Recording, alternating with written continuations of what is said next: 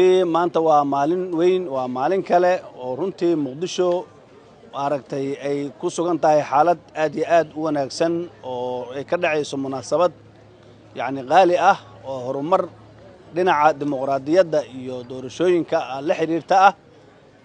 runtii waxa waaye sidoo gudoomiyaha guddiga doorashooyinka oo ka dhawaajiyay maanta halkan waxa lagu daafuray qaadashada kaarkiga codbixinta muddo 4 bilood ah ayuu guddiga doorashooyinka oo gudoomiye Cabdikariin hogaaminaya magaaladan ka wadiyay isdiiwaangelintii oo dadka ay ku qaateen kaarka isdiiwaangelinta waxa sharaf noo ahayd in Muqdisho ay arintaas barbilow wanaagsan u noqoto iskana diiwaangeliyeen dad ku dhow 1 milyan oo qof runtii arintaas oo guddiga doorashooyinka uu ku ammaanay yahay annaga ka maamul ahaan aan u fudaynay xarumihii ay ku qaada lahayeen inaan bulshada wacyi gelino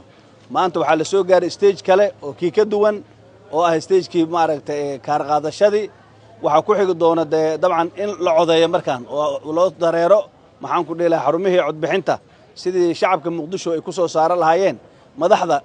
xukumi doonto heer degmo iyo heer gobol waxaan leeyahay Muqdisho shacabkeeda hambalyo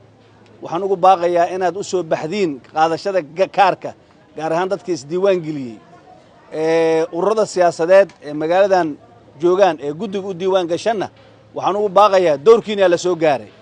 dadkii isdiiwaan geliyay kaararka qaatay inaad guryahooda ugu tagtiin ood ka soo kaameegaraysiin oo soo siyaasadiina barnaamijtiina siyaasad ka soo gaddiin ood u soo dirtaan goobaha adinkaa leedinka rabaa wixii farsamo isku dabaridaana guddigiya hadda u jooga iyo maamul annagana birig mataqaana mar walba gudoomiye waxaan kula garab taaganahay fududayntii xarumihii kaarka lagu qaadanayay iyo inaan mar kale bulshada aan soo wacyi gelino si ay kaarka u qaataan hawshaasna waa bilownay oo hadda habeen hore ugu dambeeyay degmada waxaan ku dheelaa munaasabad weyn aan ku qabanay Shibis waxa ka horeysay waa bari waxa noogu soo xigto degmooyin kale gobolka Banaadir oo qayb 4 degmo ama 5 degmo 6 degmo meel isku keenayno marka hawshaasna mar walba aan la garab taaganahay waxaan rajaynayaa in Muqdisho maalmihii aad astayseen ee doorashada haddii Ilaahay ku roon yahay ay shacabkeena u soo bixi doonaan safaf dheer say u doortaan madaxda ka talinaysa masiirkooda mar labaad mar saddexaad guddiga doorashooyinka waa u mahad celinayaa